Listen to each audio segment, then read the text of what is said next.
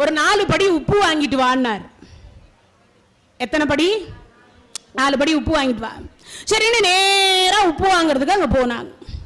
உப்பு வாங்கிட்டு வந்தார். ஒன்னும் அவர் சொல்லல. சிவாய நம என்று சிந்தித்திருப்போர்க்கு அபாயம் ஒரு நாளும் இல்லை அப்படின்னு சொல்லிட்டு அவர் என்ன பண்ணார், நேரா அவங்க கண்ணு முன்னாடியே அந்த உப்பை ஒரு மேடை மேல வச்சு அப்படி பிடிச்சு லிங்கமாக்கினார். பக்கத்துல இன்னும் கொஞ்சம் உப்பை அம்பாலாக வடிவமைத்தார். அப்பா இப்போ ஒன்னும் இல்லை, அவ்வளவுதான். லிங்கம் ஆயிடுச்சா, இது அம்பால் ஆயிடுச்சா, இந்த ரெண்டுத்தின் மீது உன்னால எவ்வளவு தண்ணி ஊத்த முடியுமா ஊத்துனார்.